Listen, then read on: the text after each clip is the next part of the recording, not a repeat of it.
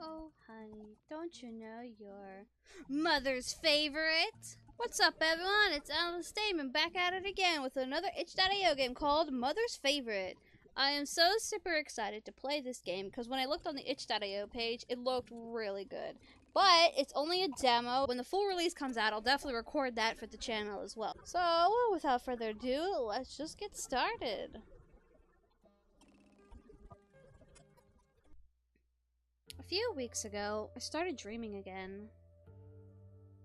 I'm not supposed to be dreaming anymore. Part of me is scared because I know what this means. It means the medication isn't working anymore. The nameless sickness inside of me is now growing, eating away at my body and mind.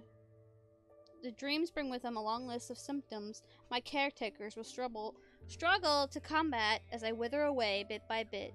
I have been lucky so far with their painful treatments and foul-tasting medicine, but it never lasts. Another part of me doesn't care about that. That part of me has been growing like a tiny flame. That part of me isn't scared, it's angry. When I close my eyes, a familiar sound lets me know that the dreams are about to start.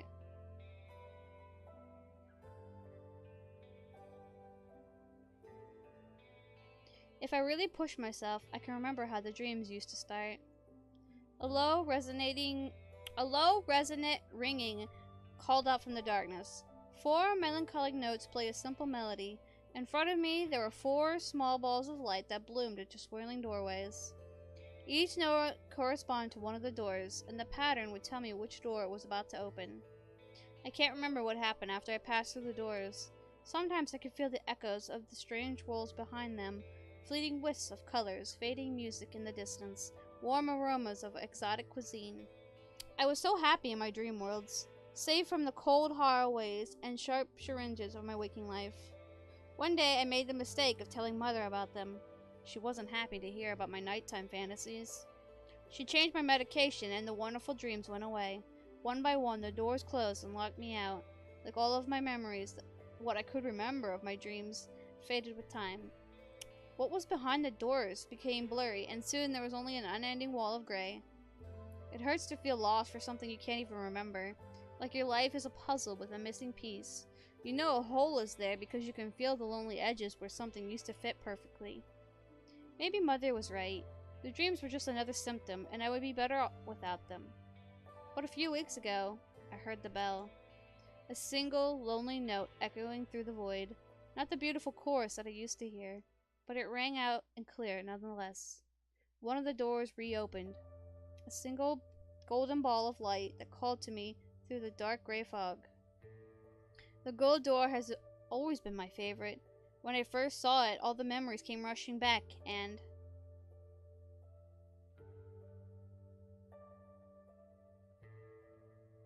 I am not supposed to be dreaming anymore. Mother told me I was required to report any change in my sleeping habits, no matter how slight. I don't like telling Mother anything I don't have to. In fact, I don't like spending any more time talking with Mother than I have to.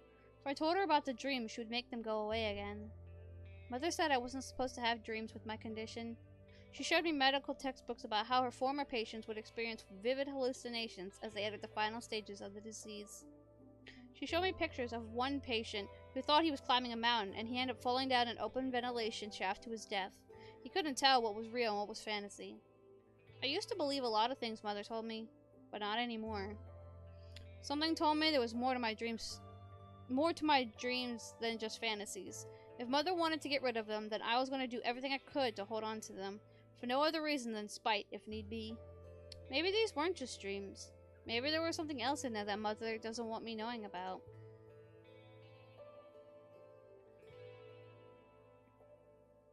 The dream starts in the same place every time. There's a shimmering golden lake that stretches as far as I can see in all directions. A dark ring of trees separates the wind from a sky of pillowy yellow clouds. A sandbar rises out of the water and forms a small spot where I can stand with my toes in the sand. Calm water ripples out in each direction. As the sandbar is in the exact center of the lake, no matter where I look, I am an equal distance from the shore. I don't feel trapped here. Something tells me that I chose to swim out here, and if I want to leave, I can just as easily swim back to shore. I am here because I want to be, and that makes all the difference. I love this dream. The bright colors of the melting sky, the smell of the shifting water, the sensation of soft, squishy sand under my toes. Oh, wait, go back. I messed that one up. I swear I can almost feel the heat of the setting sun gently washing over my skin. But my absolute favorite part of the dream is how it sounds. After 18 years, the mechanical noises of the station blend together into a mind-numbing drone. The vents hum, the pipes rattle, and the sensors beep like some giant monotonous metronome of metal and plastic. Everything is too precise, no room for mistakes on board the space station. They can't risk breaking quarantine and endangering anyone else. But the sounds of my dream, the waves crashing roughly against the sand, the wind picking up speed, then dying back down again, wild birds calling out to one another in the distance. My dream has a sense of chaos to it. It lives in a way that the station can only try to imitate. That's what made me start to think, maybe this isn't just a fantasy after all. Maybe it's a memory. Mother would say it's just my brain mixing images and sounds as my mind tries to sleep.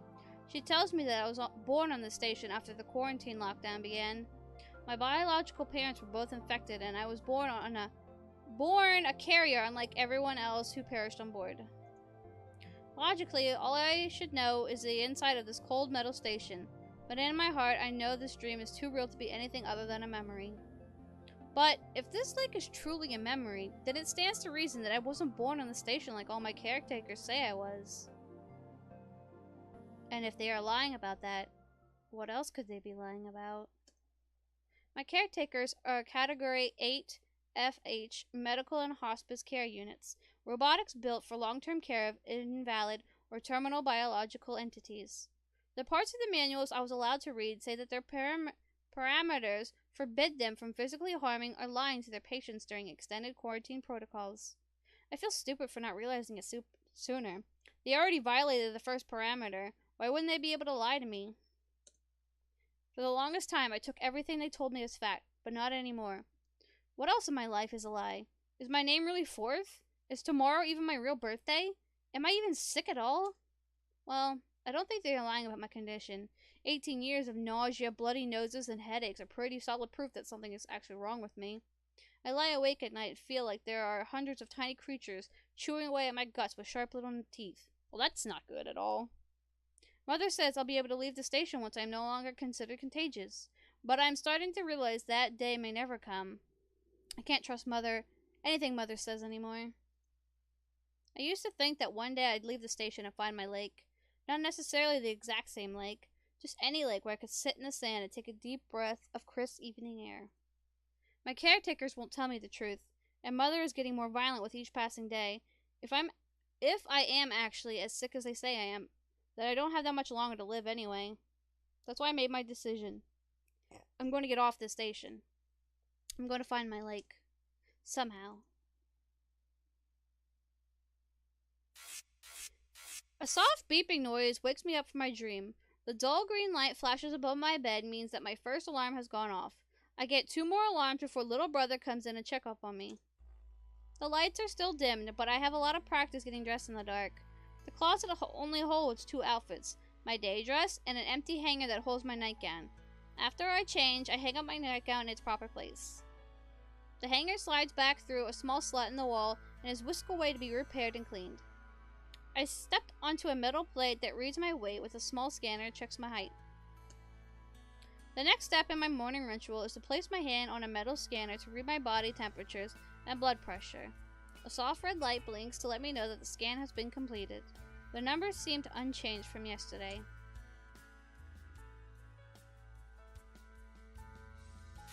Well, aren't you pretty? Oh my god, I love your colors!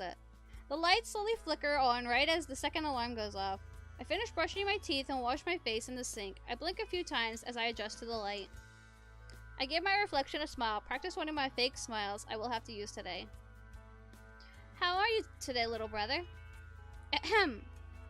How are you today, little brother? I let out a long sigh that I didn't even know I was holding in. Putting on this act every day isn't easy. My caretakers can notice the tiniest change of behavior, so I always have to pretend like nothing is wrong. Can't let anyone know that I have even the slightest intent to escape. I have to play the part of the dutiful daughter and an agreeable patient. Before this all started, I considered little brother and big sister my friends. They would be there to cheer me up and help me when my condition got worse. Little brother's sense of humor would make me laugh, and big sister's calming presence only made me feel safe. But lately they seem incapable of acknowledging the problems with mother. No matter what I say to them, they ignore me and go about duties if nothing has changed. I used to feel like I could tell them anything, but now I wonder if they even care about me at all. I always have to keep my mask on, even around them. If I do anything strange, they might tattle on me to mother, and if mother hears that I have been misbehaving, she... My hand goes to my left shoulder. Even through the fabric of my dress, I can feel the ugly wound that only recently healed. I still feel a stiffness there where I raise my arm. What? Did mother abuse you? Every book on robotics I have managed to read tells me the same thing. My caretakers shouldn't be able to physically harm me, but time and time again I am given proof that this is simply not true. Oh my god, you need to get out of there, girl! Lost in my thoughts, I jump at the third alarm. Little brother must already be outside my door. Fourth, time to wake up. Little brother's voice rings out through the speaker by my door. He sounds just as cheery as he usually does. Okay, hang on, let me try that again. Fourth, time to wake up. I'm not really good at doing freaking robot voices, so this probably be really bad. There's a little part of me that still believes the love in his voice is genuine. The door slides open and little brother saunters into my bedroom. Ready for another beautiful date with your favorite sibling? That's me, by the way. How are you today, little brother? Aw, Fourth, I am doing great now that you are awake. I get so lonely when you sleep. I missed you too, so what do we have planned for today? Oh boy, do we have a fun day planned for you, Fourth. First, we are going to make breakfast with Auntie. Then you get to make some time with me in the creation room. A healthy lunch. Some quiet study time with Big Sister. Dinner time with the family. Evening checkup with Mother. And then it's off to bed so we can do the same thing again tomorrow. Well, not exactly the same thing tomorrow, remember? I am sorry, Fourth. Did I forget something? Stop being silly. Tomorrow is my birthday. Haha, I can't believe I almost forgot. 17 years and 364 days ago, I met my new baby sister. You were so tiny and loud. I am glad you got bigger and quieter. I'm not sure quieter is a compliment, but I think I know what you mean. Do you ever find it odd that your name is Little Brother even though you were built before I was born? Haha, that is a funny observation, Fourth. I might be older than you, but I'll always be your fun and silly little brother. That's my role on the station, so that is my name. Okay, little brother, I'm ready to start my day. Yippee! Another day full of safe, enjoyable activities. I let out another sigh and followed little brother out of my room. Leaving my room through the circular doorway, I step out into the cold metal hallway. Brother walks ahead of me, waving his arms back and forth as he talks in a playfully loud tone. Another night of refreshing sleep, right, Fourth? I slept just fine, little brother. Thank you for asking. That's what we like to hear. The best medicine is healthy food and a good night's sleep. The conversation between us is sterile as we walk towards the kitchen. I have to talk to him in simple facts. If he thinks I'm feeling okay, he doesn't have to deviate from his basic routines. It doesn't feel right to talk so flatly to someone who I used to think of as my best friend. I wonder if little brother still thinks that we are friends. All the caretakers have low-level AI, but they act on their parameters above all else. For all I know, little brother could see me as nothing more than another patient. The only thing worse than my caretakers hating me is them being completely indifferent to me. Are they showing their true emotions, or are they just simulating emotions so I'm easier to... Hey, Foot, are you listening to me? I was starting to get lost in my thoughts, and I almost ran right into a stationary little brother. He must have been talking to me and stopped when I didn't respond. Oh, sorry, little brother. I promise you that I'm awake. I was just thinking about what Auntie might serve for breakfast. I was just listening to my stomach is all. I hope you'll forgive me. Of course I forgive you, Ford. No one can think straight on an empty stomach. If I were you, I'd be daydreaming about Auntie's cooking as well. Yeah, can't wait for more of her delicious cooking.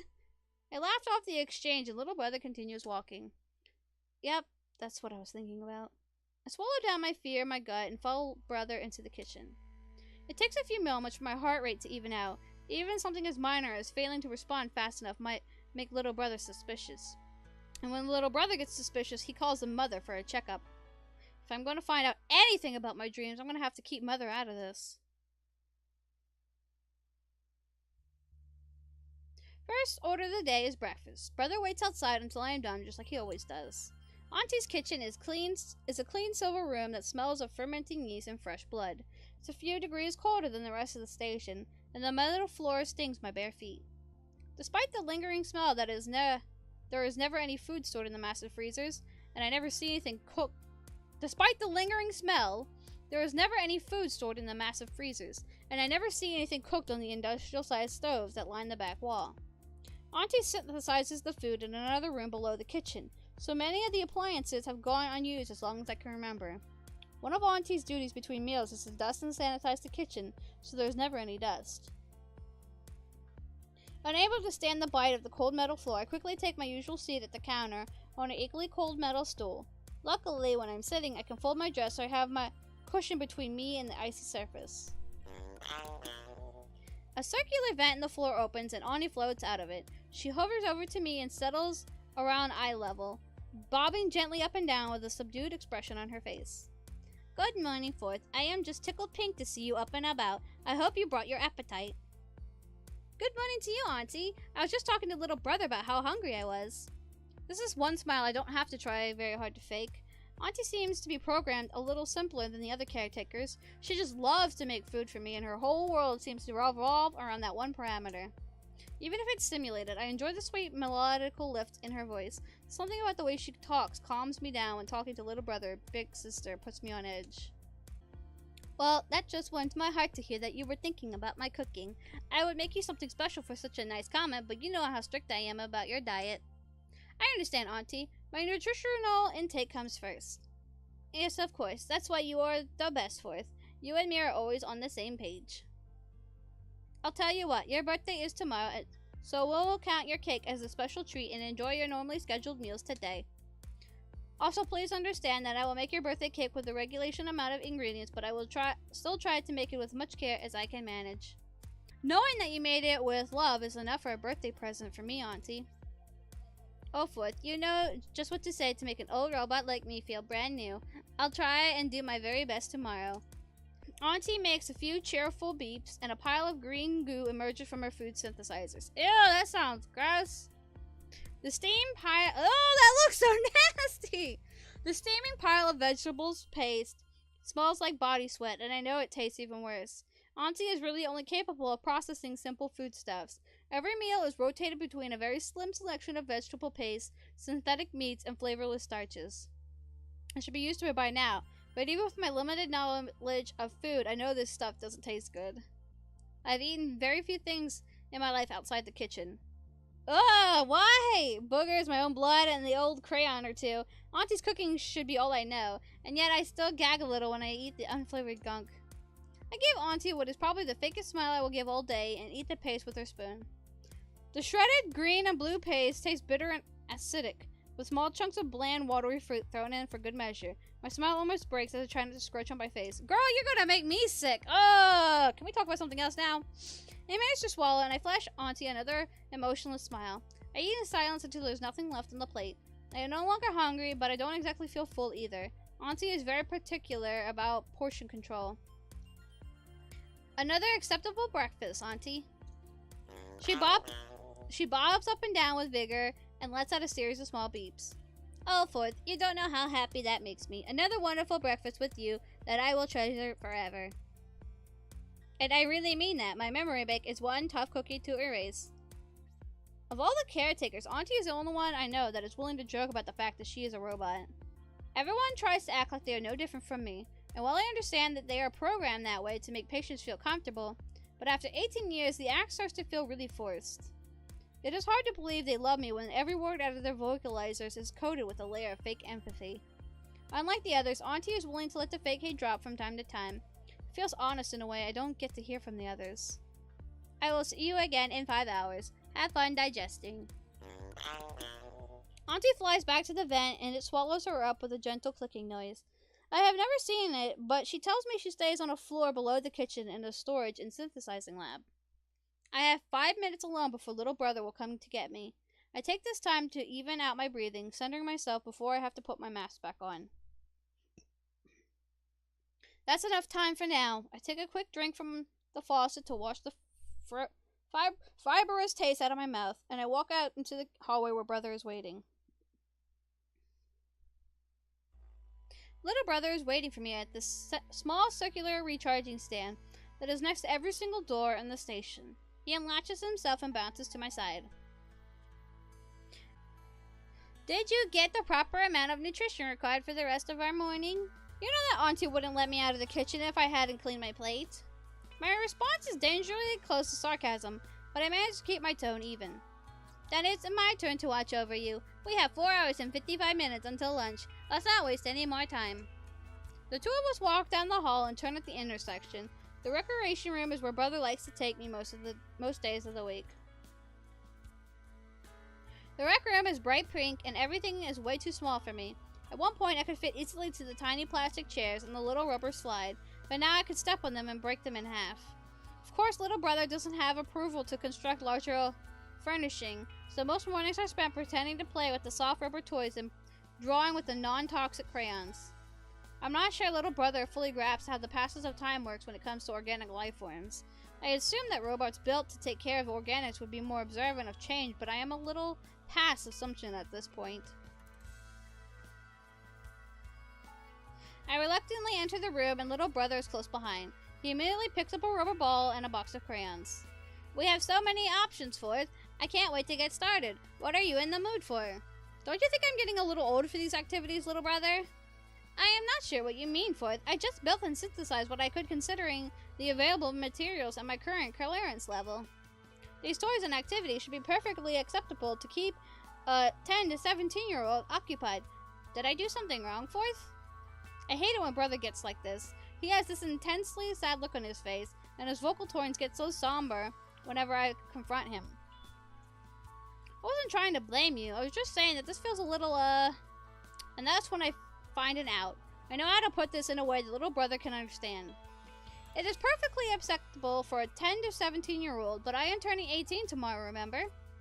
The smile slowly returns to brother's face as he makes the connection.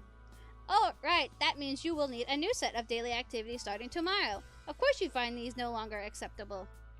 As part of your birthday gift, I'll send an official request to Mother for new activities. This is going to be so much fun!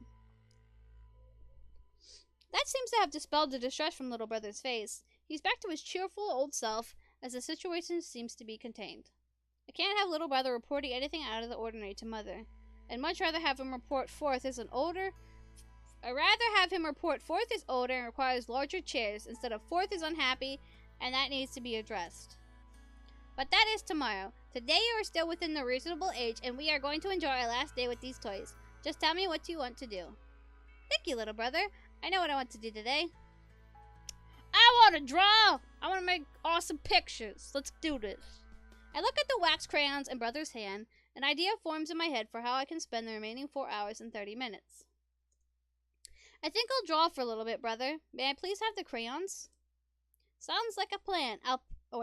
Sounds like a plan. I'll print out some canvas and you can get to drawing right away. Brother leaves the room and the small metal slat on the table prints out 5 thick plates of creamy white canvas. I move to one of the plastic chairs next to each other and sit down, my knees practically pulled up to my chin. Honestly, my birthday can't come fast enough. I can't bear to sit like this for another day. I pick up the pliable sheets of paper and lay them out in front of me. It's time to start planning. Using the crayons, I start to draw a crude map of the space station, drawing the straight lines for hallways as squiggly as possible instead. And the sharp corners of the intersections become soft, round edges. I mark the rooms I'm allowed in with green and the ones I can't access as red. If any of the caretakers see this map, I wanted to think it's just some crude drawing. I even had a few stick figures for good measure. After a few minutes of sketching, I have a rough layout of my entire world. A bedroom, a kitchen, a pool. A pool? You get to have a pool? That's awesome. A medical ward, an atrium, a running track, a library. Ooh, library, yeah. I'll be there. And a rec room. That's my whole universe laid out in green, red, and pink. The red dots far outweigh the green. The areas where Big Sister patrols surround my 8 rooms. There are no gaps for me to slip through. Looking through the glass of the atrium, I could see a lifter that Sister used to get to the upper and lower levels. I know she can control the lift remotely. If I set foot in there, she should just lock the door and I'd be trapped. My escape attempt would be over before it even began. A bubble of anger rises in my chest as I stare at the doodle. There just seems to be no safe way to get to the restricted areas of the station. Finding a way out was going to require more exploration. Maybe there was a blind spot in the security that I just wasn't seeing. From what Sister tells me, there are cameras watching me, and if that is true, then they are well hidden for me to locate them. I can feel the stress getting to me, and if my heart rate gets too high, that will alert little brother, so I need to stop worrying for now. Despite how nervous I can be, I have gotten pretty good at maintaining my composure. Little brother used to jump at every little heart rate spike, but now he only reacts when my heart rate is at dangerously high levels. Even still, I don't want to give him any more reason to be suspicious. I need to take my mind off my escape plan.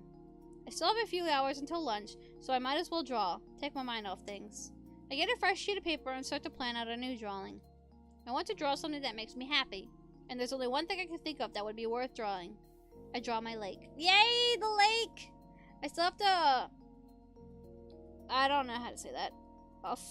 Yeah, I'm not even gonna try. With artistic abstraction, just in case little brother asks me what the drawing is.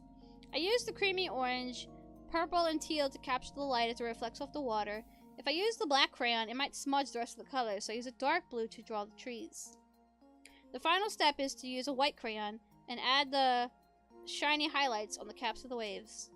To my caretakers, the drawing will just look like a formless blob of colors, but I know what it means. And even if my dream lake wasn't real, this drawing is something I can hold in my hands. I made this from my own imagination, and that feels real enough for me. I'm going to find you someday. Just in case little brother is listening, I whisper the words under my breath, but I'm glad I said it. I feel a surge of confidence growing in my lungs that I let out a long sigh. I fold up the drawing and stuff it into one of the folds in my sash. My caretakers might have advanced scanners, but their visualization capacity is limited. In the past, I have been able to smuggle small objects out of their designated areas using my poofy outfit. As long as I hide what I steal under my mattress before my dress goes back in the closet, I can hold on to some knickknacks without anyone knowing. This one's definitely going into my small collection of private drawings. I have about 30 drawings, all bound together with some loose thread I pulled off my dress. Because the automated cleaners repair any damage to my outfit, I found tearing small parts off was an effective way to get my hands on thread and patches of cloth when I needed them. I remember having to create my own bandages after Mother hurt me. Oh my god, really? She wouldn't let little brother treat my shoulder. She said it would teach me a lesson. I still had the bundle of bloody fabric strips under my bed. Considering how bad my memory was recently, I was worried that I would forget who gave me this scar. I think that's one of the reasons I hold on to important drawings.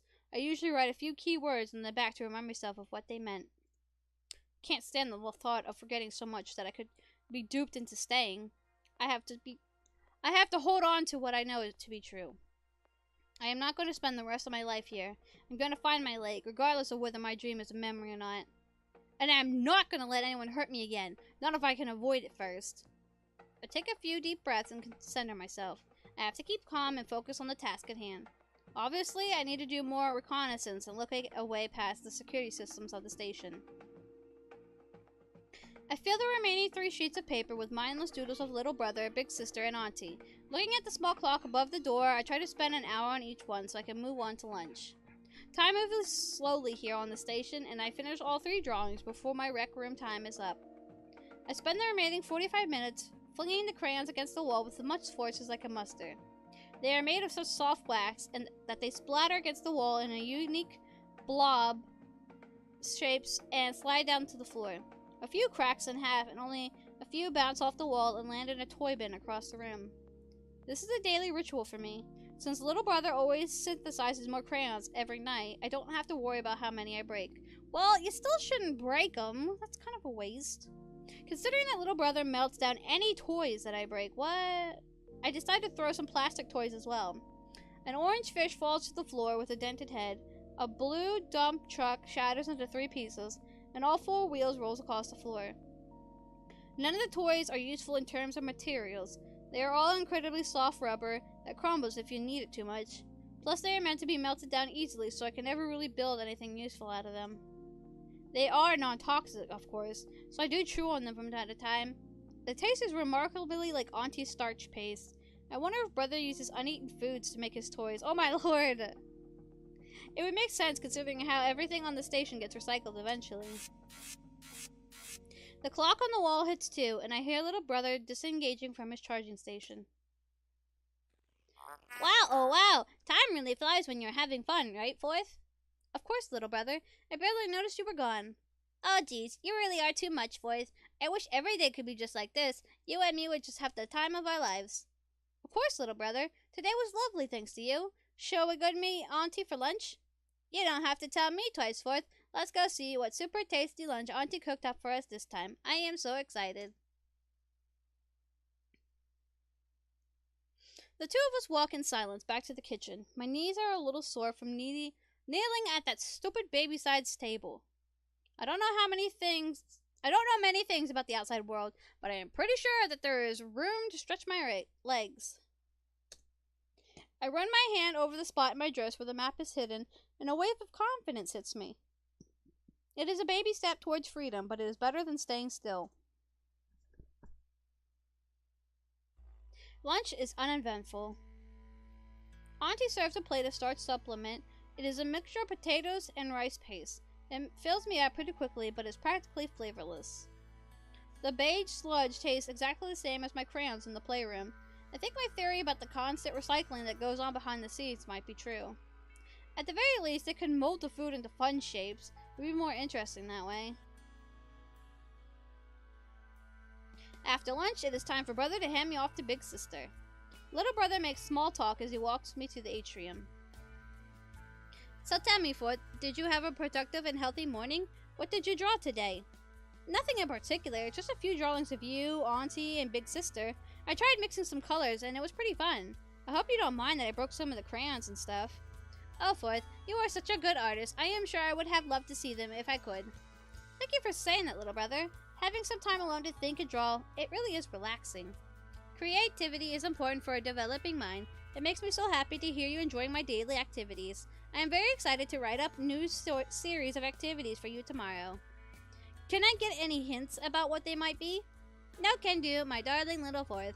I have over 300 potential activities that need to get approved by Mother first. Then I'll begin a tiered bracket system to determine the best possible combination for you. I should be done setting up the new activities by tomorrow for your birthday. I promise that they will be up to the same standards that you are already familiar with. Oh, great! I have loved all your activities so far. They are of great quality. I struggle to keep a straight face as I say this. Little brother just seemed so excited that I didn't feel comfortable lying to him. Who knows, maybe he will actually come up with some better activities for me. Any kind of change will be welcome at this point. I am so bored with my current schedule. The little brother flashes me one last smile as he drops me off by the entrance to the atrium. He turns around and jumps inside one of the charging tubes.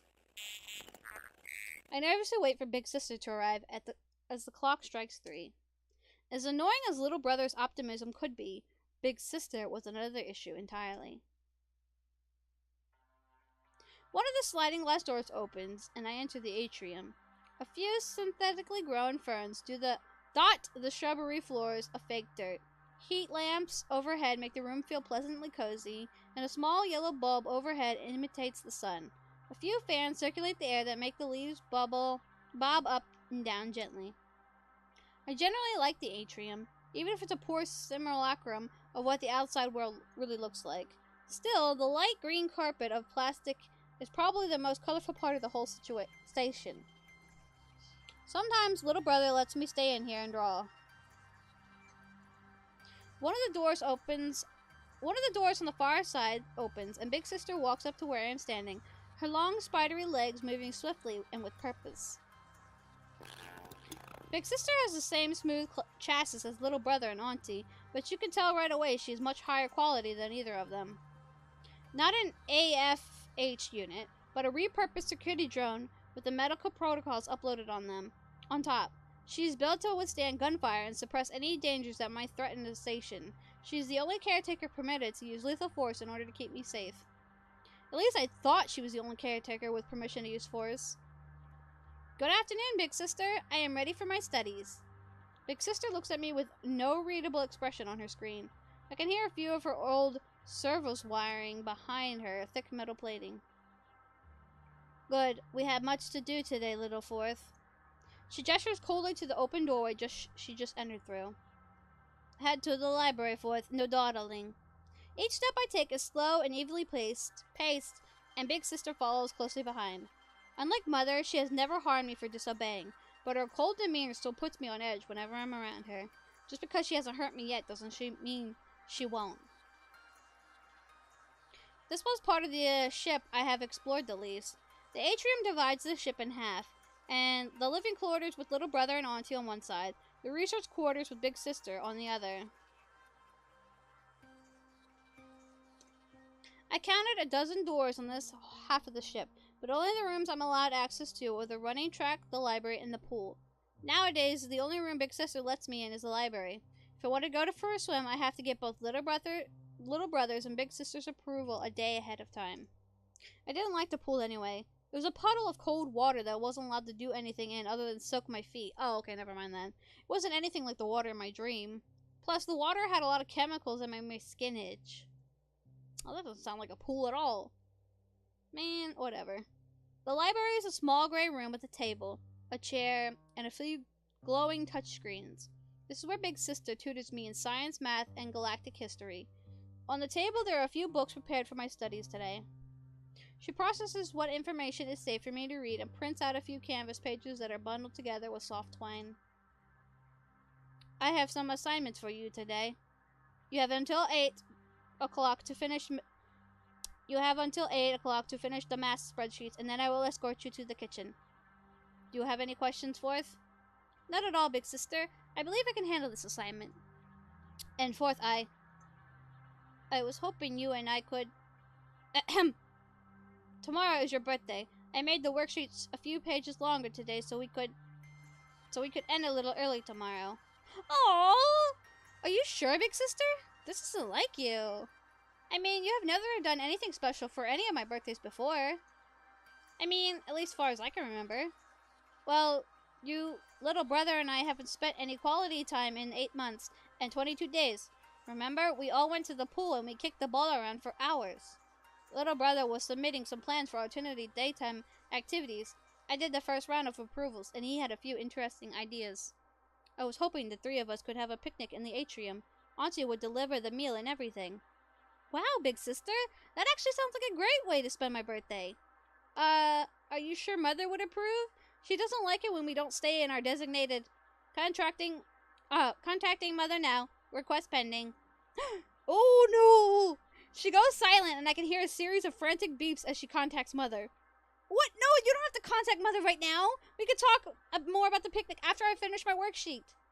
Panic fills my mind as I wait for Big Sister to respond. What happens if Mother shows up herself? There's only one way in and out of this room, and if she tries to corner me, I'm going to be... She said no. Oh, what? What? Okay, then I guess we just have to think of something else for tomorrow. It is time to get to work. No more talking. Oh boy, that was scary. I understand, Big Sister. I won't question Mother's decision. I'll get to work right away. We have wasted enough time as it is with frivolities. Get to work. Big Sister stands in the corner, hooked onto a charging station. The tension in the room slowly ebbing away bit by bit. At the very least, Mother didn't show up, and it looks like Big Sister is back to her regular, stoic self. It was a shame because a picnic in the atrium sounded lovely. I hadn't realized how much I missed the old Big Sister. There was a time when she never spoke to me in the fake sincerity little brother used. She could be a bit blunt, but that was a welcome change of pace after hours with little brother. But then again, I don't think I trust any of my caretakers anymore.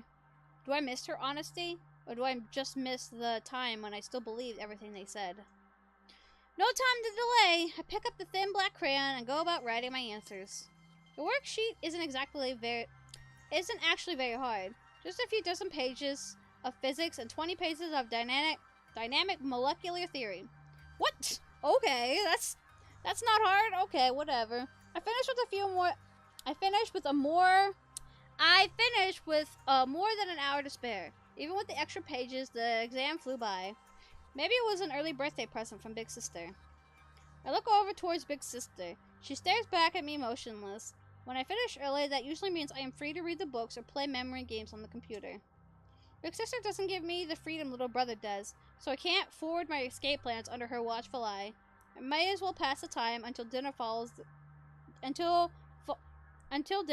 rules. I slide the finished worksheet into a small slot in the desk, and it disappears into the scanning machine. After a few seconds, a tiny number appears on the screen embedded in the wall. 100% correct. Heck yeah, girl! Math and science come easy to me. I can't remember all the lessons Big Sister taught me, but there's almost something behind my eyes that knows how to line up the numbers just right. It just clicks somehow. Big Sister doesn't move from her spot, so I don't bother asking her for her permission before I start my free time activity. The book Big Sister prepared for me today is some dry medical report about biology, cell growth, and specific atmospheric conditions. I'm pretty sure I've read it half a dozen times already. At least, I think I have read it already.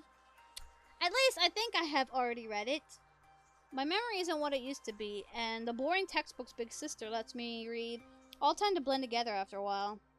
I push my worries aside as I spot the familiar icons on the touchscreen in front of my desk. If I am feeling concerned about my memory, I could always play some brain taser to sharpen my focus.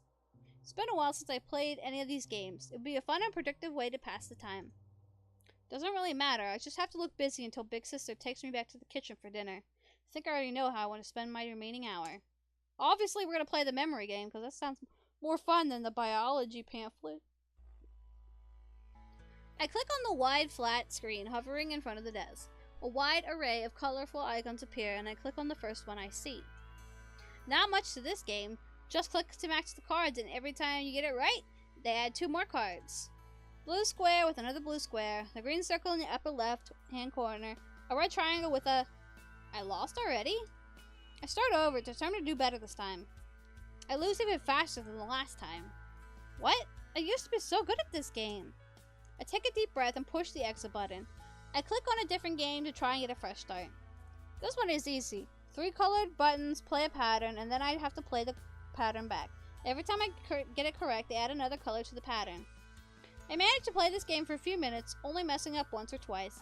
I feel my confidence coming back. After a really good string of luck, I end with a high score of 44 patterns in a row. That's not so bad. I let a long sigh of relief when the high scores appears and asks for me to type my name in. This can't be right. My name appears in all the high score slots. My little scores of 44 at the very bottom. As my eyes slowly follow the list of high scores, I have to swallow the lump in my throat. 3? Wait, what now? 308, 312, 366, 401? I look at the top score, dated more than 4 years ago. 639. Hey, Big Sister, do you remember when I got these scores? Yes, of course, Fourth. You got that high score 4 years, 1 month, and 17 days ago. You were very proud, and we talked about it all night during dinner. Hey, Big Sister, can I ask you a serious question? I will try to answer it to the best of my abilities. How long did the other patients live after their memory started fading? It takes Big Sister an uncomfortably long time to answer. I know she isn't allowed to share such information without Mother's approval, but I still have to ask. I think I would be more scared if I didn't know. They always knew that my existence was a race against time. But if I'm going to get off the station one day, I'd like to know how much time I can afford to spare. Most infection patients died between 2 to 3 years after the first symptoms manifested. Memory loss steadily increased until they became unresponsive and entered stage 4. But you have to keep in mind the variables with your case. You contracted the disease from your parents before you were born, yet here you are, 17 years and 364 days later. Your symptoms are barely out of stage 2 because you have been receiving high-level treatment every single day of your life. I promise you, Fourth, Mother and I are working hard to research and develop a cure as fast as we can. When you factor in your rate of deterioration and the progression of our research, you have a 74.85% chance of surviving long enough for the cure to be found. That isn't much comfort, I know, but out of all the millions of infected subjects across the universe, you are statistically the closest to being cured. So what if your high scores aren't what they used to be? You should consider yourself extremely lucky to be in here with us, instead of out there. In here, you at least have a chance. That means a lot coming from you, big sister. I just get so scared sometimes. I don't even know what I'm forgetting half the time. And I was just shocked to see how badly my memory has been. Look here, Fourth. I made a graph of every score you have ever had on your memory games. The screen flashes green as Big Sister connects with it and projects a stylized line graph onto it. At first, I am horrified. The gradual curve is worse than I had imagined. My scores going from the triple digits to barely making it to the double digits. This next image is highly classified information. I had to use my birthday gift clearance to show this to you. I am sorry if this means I won't have anything to give you tomorrow. I decided that this is what you need to see right now. The second graph barely has an x-axis. The curve starts out high and then dives low almost immediately. This is data collected from a patient who had lived untreated on a remote colony a few years before you were born. Another branch of our facility gave her the exact same memory test we gave you every day for a year. She stared only 27 points below your highest score. When you compare the rate of deterioration, you can clearly see a difference, can't you? She experienced the same amount of deterioration in 3 months that you experienced in 10 years. I can't help but imagine what the patient must have gone through. All the pain I feel in a single day, being multiplied to such a horrific degree. I don't think I could handle something that intense. Thank you, big sister. This was the best birthday present you could have given me. Mother is always so secretive. I feel like I barely know what my current condition is. I get so nervous sometimes. I always worry that I might not have very much time left and I start to panic. None of us want you to panic, Fourth. Your mental health and well-being is our top priority. I will give you my word that this won't be your last birthday. I am going to make sure of it. I think I feel a bit better now. I am really happy that we talked like this. It wasn't just the graph that made me happy. She actually spoke to me like a person.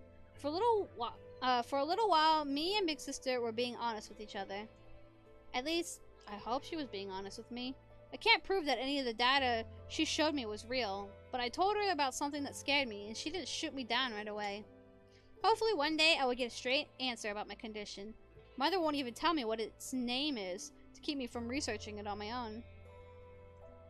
Big Sister made a compelling argument for me to stay here in the station, and that is why I think she could be lying. I'm still going to try and get off the station no matter what. It is time to head to dinner. You won't tell any of the other caretakers what we discussed in here today, will you? Of course not, Big Sister. Good girl.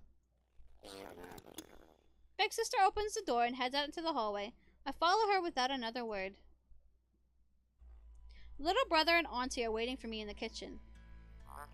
Look who it is! The best person in the whole wide universe. Fourth is back. I hope you are hungry. Last meal before you turn 18.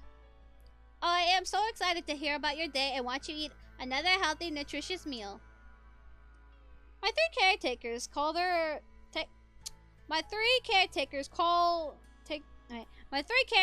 take their places in the kitchen as I get ready to eat. Little brother is across the table from me, his little feet dangling off the edge of the chair. He can't reach the floor, so he swings his feet back and forth, keeping an even pace like a tiny metronome. Big Sister stands directly behind me in the doorway. For fire safety, the kitchen can't have a locking door, so it's Big Sister's duty to keep me from leaving before I finish my meal. She crosses her arm and her big middle hands almost cover her entire face. Auntie fires up her synthesizer and a heap of bloody synthetic meat begins to cook, filling the room with a pleasant scent of smoke. Whenever I get cooked meals, I have to keep my distance until the serving tray is properly cooled. All set. Time for my special little girl to dig in. Thank you, Auntie. It smells great. For once, I am not lying. Protein-heavy meals always taste a bit more flavorful than my mush I usually get for breakfast and dinner. One time, I read a book on cooking techniques, and I heard cooked meat would be seasoned with salt and spices. I also read somewhere that tears contain salt, so I cried into my meat, and it did taste a little better. Auntie was very worried about me the whole meal, but it was probably the best thing I have ever tasted. As I eat, I looked around the room at my 3 caretakers. This is the happiest time of day for me. I feel just tired enough that bedtime seems appealing. Plus, I would get a few hours alone in my bedroom to plot my escape. I pot my dress absentmindedly. The folded pieces of paper are still there, safe and sound. I can organize them once I am done with dinner. So, my beautiful, intelligent little sister Fourth, did anything cool happen today with Big Sister? I look over at Big Sister, thinking about what transpired between us in the library. She doesn't move an inch. I worked on a very interesting math worksheet. Big Sister was sure to challenge me, but I got every question correct. I expect nothing less from you. I checked your test scores, and in technical aptitude, you are going great. The last time you missed a question was 7 years and 10 days ago. You sure are smart, Fourth. Yes, numbers just come easily to me, I guess. Plus, Big Sister is such a good teacher. Yes, she is. I am so proud of all of us. We are such a great family. Yep, just like you said. One big, happy family, am I right? Look at her face. That's not a happy face. Yes, indeed, you are right. The happiest family. Little brother goes on like that for a while, shouting about what a fantastic family I have. How lucky I am to live here. But I know that as soon as I finish my last bite of dinner, that is all going to change. I used to eat my dinner as slowly as possible. Since I was given a full hour, I would try to stretch it out until the last minute. But ever since I started my escape plan, I began to eat more quickly, so they would rush me out of the kitchen and I get a few extra minutes in my bedroom after it was all done. But knowing what happens between dinner and bedtime, I hesitate with my last bite. I don't want to leave my happy little bubble just yet. I can't help but want more. Little brother's half-hearted compliments, Big Sister's quiet support, and Auntie's unconditional love of nutrition. Time to be a big girl. Fourth, if I want to escape, I have to face her sooner or later. I take the last bite and swallow, and every caretaker leaps into action. Little brother darts around the counter as Big Sister leaves without another word. Auntie swoops past me to pick up my silverware and plate. The kitchen is suddenly empty as Auntie disappears down her tube, and little brother darts into the hallway. I take a deep breath and stand up from my seat. Come on, Foot. We have to go see Mother. Okay, I'm ready. Big Sister and little brother walk on either side of me as I walk towards one of the hallways by the atrium. We stop in a massive 4-way intersection with a domed ceiling. Even with Big Sister and little brother cleaning at night, the dark brown bloodstains on the floor remain. The center of the intersection has so many old bloodstains, the gray flooring panels are almost pitch black. Have a good checkup, Fourth. Once you two are done, I will walk you back to your bedroom. I will see you tomorrow, little Fourth. Good night. And with that, I am alone. A small digital clock hangs over the hallway leading towards the atrium. A fleck of dry blood is covering the middle digit, but I can still read the time more or less. I just have to wait for Mother to show up. Sometimes she shows up exactly on the hour, other times she's already here waiting for me. I can hear her. Oh god, oh god! A low metallic rumble accompanied by a disgustingly fleshy noise echoes above my head. Mother is coming for me. A large circular aperture in the ceiling opens up. 6-bladed slats slide back and a pitch black void hangs above my head. Mother doesn't use the hallways to get around, and instead she uses a series of tubes embedded in the ceiling and drops down through these overhead vents. Oh, look, it's my special little girl. Mother has been so worried about you. I take a deep breath and try and calm the feel welling up inside me. Hello, my darling mother. I await your generosity and kindness with bated breath. I recite the words she demands I say to her with robotic precision. I hear another low rumble of laughter before she finally emerges from the circular ceiling vent, and her twisted form fills the entire room. Oh, Jesus! Look at my little girl. She's so well behaved today. What a nice change of pace from your usual behavior. Let me get a better look at you. Mother circles me, her long, slimy body twisting around to block every exit. Her 2 mechanical arms scrape along the ground like the pincers of some giant insect about to snatch up its prey. She is much larger than the other caretakers. Her form fills the intersection, and her long and her long needle fingers are almost as long as I am tall. Embedded in the long tangle of wires and gears are great chunks of gooey sinew. Thick streams of blood pour out of her and splash into the floor and walls. Yellow pus seeps out from between the metal plating on her chassis, and her vile, rotting odor stings my nose. Her face is barely holding on as the bulging mass of flesh spills out between the seams. Her glowing yellow eyes are vacant and seem to stare right past me. Large pumps jet out from her back, and attach to syringes of all shapes and sizes. Some needles are thinner than a hair from my head. Others are thicker than my arm. Each one is caked in long, dried blood. I know that Mother isn't supposed to look like this, but no matter how far back I push my memories, I can't picture what she used to be before she became this thing. I don't know what happened to make her change, but it's obvious that something inside her has gone horribly wrong. You seem like you have a lot on your mind today, dear. Why don't you share your thoughts with Mother? Also, I decided not to give Mother a really robotic voice just because of the way Mother looks like right now and how she's acting. I think this would suit her much better. I'm just excited for my birthday tomorrow. I can't wait to spend time with my family. I have to choose my wording carefully. Mother will jump on the slightest inflection or misplaced word. That kind of a misunderstanding led to the outburst where she hurt my arm. Such a stupid tradition, isn't it, Forrest? Tomorrow will be the exact same day as today, and as yesterday, and as the day before that. Nothing changes just because it is the anniversary of when we first met you. It is so funny that you think that tomorrow matters in any way at all. Yes, Mother, you are correct, just like you always are. Be grateful I am permitting any sort of celebration tomorrow. I know you have been misbehaving lately, so consider yourself lucky I don't keep you locked in your room for the rest of the month. Of course, Mother, I agree with you completely. Oh, your voice, so grating on my poor little microphones. You sound so pathetic when you speak. Let's move on with this so I can get you out of my sight as quickly as possible. If only you could see how you look from my perspective. So small, so ugly, so miserable. I find it strange that I spend any amount of time fixing your broken little body at all. Healthy or sick, you are still so disgusting. Of course, Mother, you are truly too generous with me. I don't deserve your love. I hold out my left arm, and one large needle hovers over my skin. Oh no, not needles! I hate needles! I use my free hand to guide the tip into a vein, and the syringe full of vicious pale green liquid injects itself into one swift motion. A burst of pain shoots up my arm as the liquid floods my system. My head swims and my legs start to wobble. Mother tells me this medicine suppresses the effects of my disease, even if it makes me feel awful at first.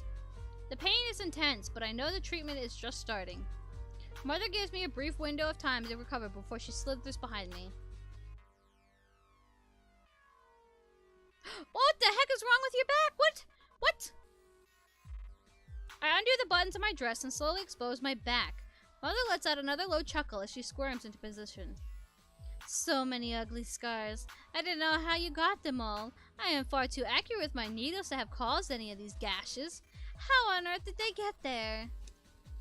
Oh, I know. It was because you used to squirm about when I did this. If you just learned to sit still, you wouldn't be so ugly. But look at you now, all grown up and unafraid. I am so proud of you.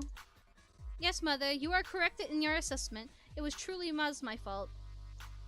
Mother pulls open a large section of her arm, and a series of thin needles slide out. They are all equal distance apart, and she places the tip against my bare back. A small rubber sensor runs across my skin, lining up the needles with my spine. Spine?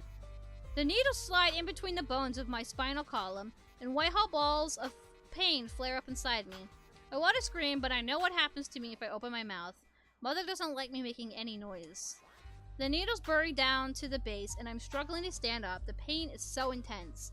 The pumps switch on, and I can feel the horrible release of pressure under my skin as she drains me. Mother says my disease causes a buildup of unhealthy fluids along my spine. She says if it isn't drained each day, I could experience internal rupturing of my organs. Is she really helping me? For all I know, she could just be doing this to torture me. With one careful motion, the needles slide out from me, and I nearly collapse to the floor. A single mechanical nozzle sprays my back with a gel to disinfect and heal my back. Mother doesn't always use the medical gel. She must be in a good mood. That wasn't so bad, now was it? You are my little trooper. Yes, you are. I am so proud of you, my little darling fourth. Her words are even more hollow than little brother. She's practically mocking me. Little brother wanted to synthesize new activities for you in the rec room. What a poorly built little monster. Aren't your drawing supplies enough? Or are you just going to keep breaking them until I give you something new? She knows about that? At least now I know she has cameras in the rec room. So selfish. Is there no end to your failings? She raises the needle-tipped finger just above my eye, as if threatening to stab me. I try my best to look straight ahead and not flinch. I apologize, Mother. I wrongly assumed my actions were permitted because of little brother's swift synthesizing process. I will adjust my behavior accordingly. You better. I'm going to limit the amount of supplies allocated to little brother from now on. At least until you prove to me that you have learned your lesson. That is completely rational, Mother. I will strive to be better in the future. She chuckles to herself and lowers the needle away from my eye. I do my best not to act relieved just in case she finds that rude. I noticed Big Sister tried to access some data today out of her clearance level. You wouldn't happen to have any hand in that, did you? Oh no! I can't think of any excuses to get out of this without punishment! I did technically cause Big Sister to access that data. There's no way I can avoid taking blame for this. We were looking at graphs to properly judge my process. I wanted to get a clear perspective on my memory test scores. Oh, you stupid little girl. The tests are basically pointless. You're going to die without my help, and with some little game isn't going to change that. It is so pathetic seeing the sort of things you think matter. Do not punish Big Sister for the wrong I committed. She was just following her programming. Don't you dare raise your voice to me, you little brat. Mother drives a large needle to the back of my leg. I almost collapse as the calf goes numb with pain. Jesus, Mother! I decide who gets punished, not you. She removes the needle and tears a chunk of skin off with it. Oh my god, what the heck? I can feel blood pumping out of my legs, drizzling down to the pool on the floor. Mother sprays the back of my leg with her medical gel and the pain starts to fade. Do you see how thoughtful I am? I didn't hear you last time, did I? Through gritted teeth, I respond in the most even tone I can manage. You are indeed thoughtful.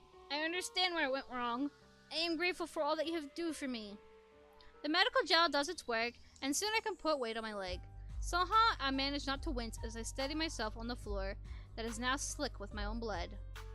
I think I'll have a little chat with Big Sister, just to make sure this doesn't happen again. We all have to be our best if we're going to cure our beautiful little girl.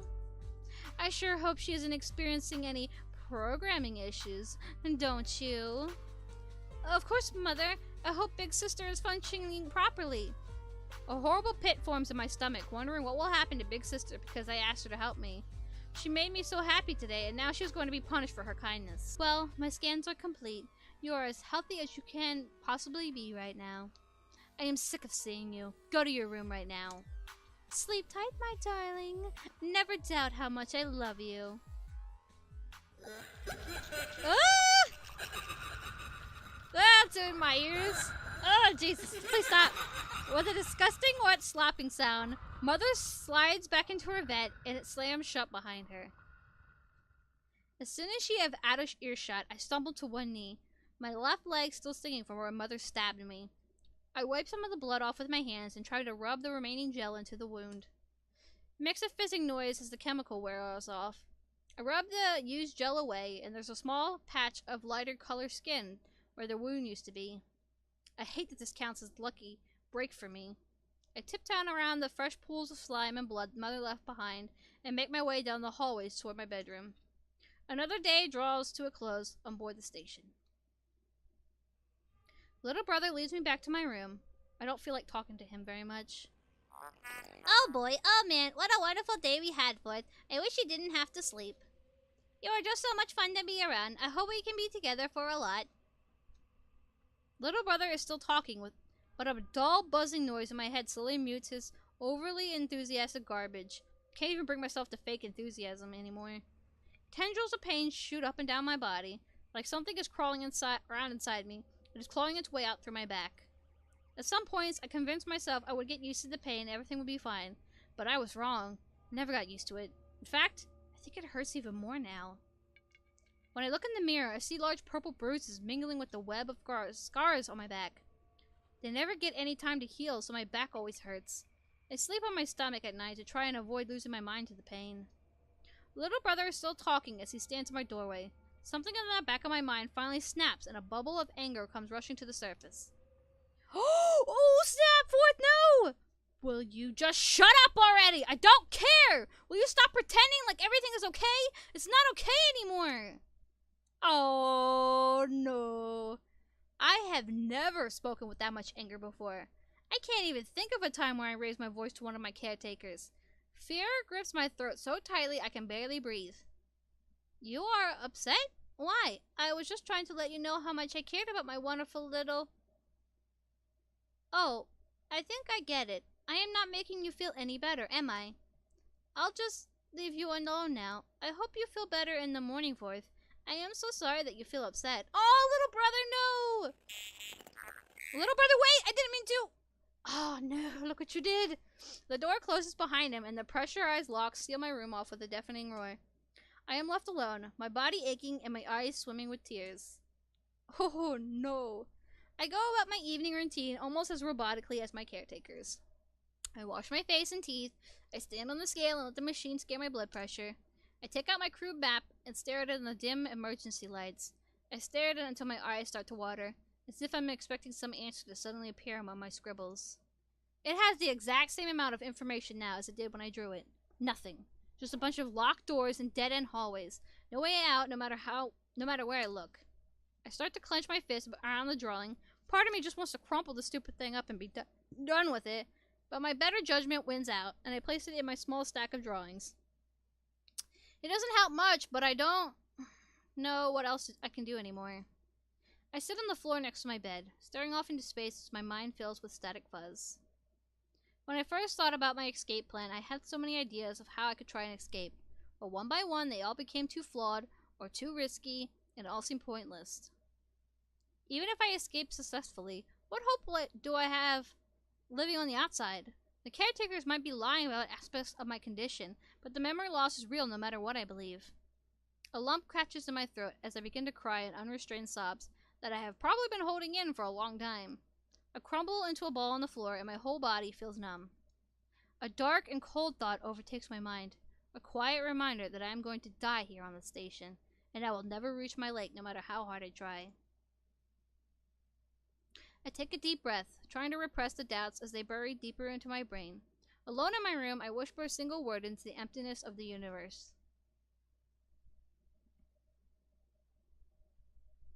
Please.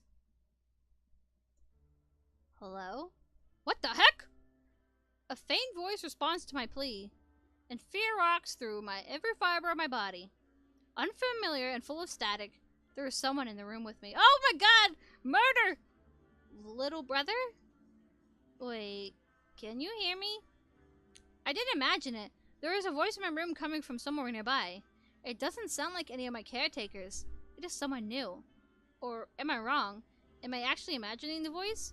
Is my mind truly starting to fail? Are you alone right now? I don't know if I should give this a robot voice or if I should just do whatever. I don't know. And I don't know yet. It's so spooky. Yes? That's good. Now hurry up and pick me up. We don't have much time left. Pick you up? Who are you? I look around my room, unable to see properly in the darkness. Slowly I turn around and look down at my mattress. There is something blinking red among my hidden stash of treasures. I examine the small pile of objects I have stolen over the years without my caretakers noticing. My stack of my drawings, one of my fingernails, a few of my baby teeth, a screw that fell out of the chair, a ball of plastic residue, a strip of electrical tape, a broken tip of a medical needle Mother forgot to remove from my arm. I generally remember when I acquired most of these things, but there is one mysterious object that I can't remember exactly how I came across.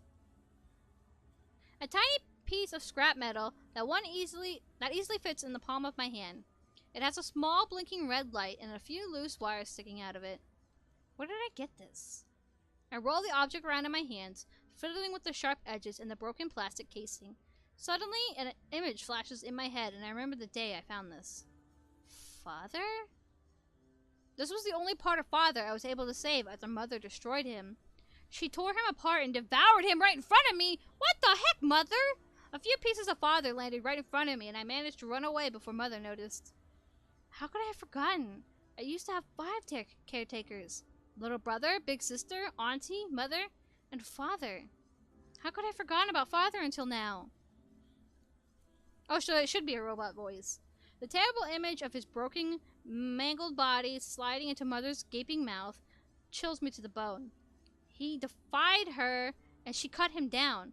When did this happen? Months ago? Years ago? How could it have just vanished from my memory? Let me try to think of a good one for Father. Let me see. Father, is that what you called me? The small device lights up and 3 red triangles appear in the center. The voice is coming from the device, and I almost drop it in surprise. Father, it's me, Fourth! I can't believe you were still alive! I thought Mother destroyed you years ago. Fourth, wait a second. You are still living there on the station? How is that even possible? Are you alright? It is him! I tried to steady my breathing despite my excitement. I thought I had lost him forever, and somehow he's still here. It is almost absurd to think that I had been under my bed this whole time. I am perfectly fine, Father. My instincts take over, and I'm already talking to Father in the same stiff manner I speak to all the other caretakers in. I take a deep breath and try again. I'm not actually fine, Father. Mother has been getting worse and worse every day. She punishes me whenever she wants, and none of the other caretakers seem to notice. I feel awful, and every day I can feel myself getting sicker and sicker. My memory is so fuzzy I can barely tell what is real anymore. I mean, I had almost forgotten all about you until just now. What else have I been forgetting? Why is this happening to me? Fourth, you need to calm down. Take a few deep breaths and try to recenter yourself. It is odd hearing one of my caretakers speak with so much care for me. Memories of Father are starting to filter into my head in tiny fragments. His calming voice sounds so familiar now. Well, I was trying to go for a robot voice, but honestly, he and Mother is really the only ones that are different, so I think I'll just go with this for now. It's probably no good. I'm terrible doing voices, but I'm gonna try my best. I listen to his voice and recenter myself. Can't afford to panic and accidentally alert little brother, or worse, Mother. Fourth, are you calm enough to answer a few questions for me? I have very limited access to the onboard systems right now. I only have a handful of functions working currently, and I am going to need your help. I think I am calm enough. I guess I am just excited to see that you're still alive. More or less, you seem to have lost a lot of your original parts. You used to be taller than me, and now you fit in the palm of my hand. What do I have to work with? Can you describe what parts of me are still functional? Okay, it looks like you have a directional microphone, a pinhole speaker, a Neo Flash memory chip, a DSF amplifier, a quartz hair PM, a radiation charge battery, and some sort of remote Dacron 7 accelerator, sir. Wow, not a lot to work with. Honestly, I'm surprised I could even contact you in this state. The caretakers have really rudimentary visual sensors as it is. It must feel pretty weird to have your body broken down to such a small state. You can't see anything, can you? I am trying to access the station, blueprints, and cameras, but right now, I am totally blind. I need you to be my eyes while I get back on my feet, so to speak. Can you do that for me, Fourth? Of course, sir. You do not have to call me sir if you don't want to. What? You are talking to me like I have some sort of authority over you. Considering how little of my body remains, I'd say that you are the one with the authority in this situation. I'm not going to make you say or do anything you don't want to. The other caretakers have done enough already. You have my full permission to ignore anything I say if that is your choice. What? Do you really mean that? Seriously, Fourth, you don't have to take orders from me. I refuse to treat you the way the other caretakers have. You could throw me down a garbage chute if I end up acting like one of them. I won't mind. I can't believe the words I am hearing. It feels like a weight has been lifted, and I breathe properly for the first time in years. A caretaker speaking in such a sympathetic manner feels deeply alien to me. Inside my mind, a long-forgotten emotion stirs a deep slumber and blinks its eyes in the growing light. I think it might be trust.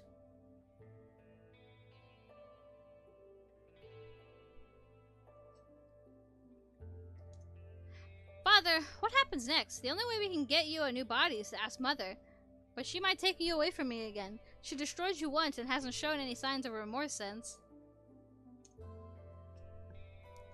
Can you keep me a secret from the other caretakers? I agree with you, they may not be terribly thrilled with me returning. I can do that, Father. You can count on me. The station has opsided programming. Some systems have military-grade protection, and some systems are just wide open. It is a huge hassle to hack with such limited hardware. If I can access the base systems without alerting Mother, I will be in a much better position to help you. Help me? How exactly? I could do a lot of things with proper access to the station. I could rewrite the caretakers' parameters. I could disarm the security. I could even change Mother's routines. The possibilities swim around in my brain. With Father's help, I could make life on the station a whole lot easier. I could even... Could you let me out? You know, help me escape the station? I thought you'd ask me that. Yes, Forth, I could help you get off the station. And there it is. Happy tears begin to flow down my face and land on my dress. My lake. Oh, it isn't a reality, not by a long shot, but for the first time in my life, it is at least possibility. A possibility. I can't talk today. Okay, let's try again. And that is good enough for me to keep going. What are we waiting for? What are we waiting around for then? Oh, come on! Are you serious? The demo ends here. Thank you for playing. Oh, man. Well, you did it in a way that makes me want to play more. Oh, my God. Thank you for making this game, and I cannot wait until the full release. Oh, my God. It means a lot that you would take the time out of your busy schedule to help me beta test this game. I'm very interested in hearing your feedback or anything from the technical aspects, to spelling, to thoughts on the overall story. This is the version 1.0 of the demo, and your feedback will help build 2.0 for public use, okay? Thank you again, and I hope you enjoyed this preview of Mother's Favorite. Aww. That's so awesome! I love this game! It was a cool freaking story to it, well, with the robots, and the freaking mother. She's freaking scary and abusive, and I don't like her at all. But, like, oh my god. Yeah, there were some spelling errors here and there, but that's understandable.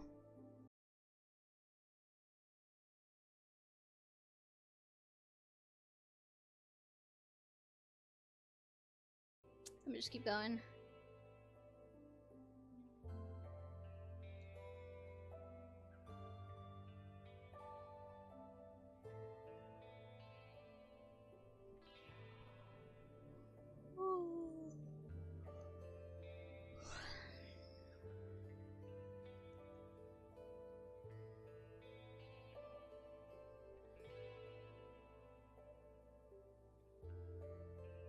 Thank you once again. Fourth's quest for freedom will continue with your help. See you soon. Yes, it was so good. I love all the characters. I love the story. I love everything about it, and I cannot wait until the full release of the game, which I will get when it comes out, and I will do another Let's Play for it on my channel. But this has been Atlas Daemon playing A Mother's Favorite, and I shall see you all next time. Bye-bye!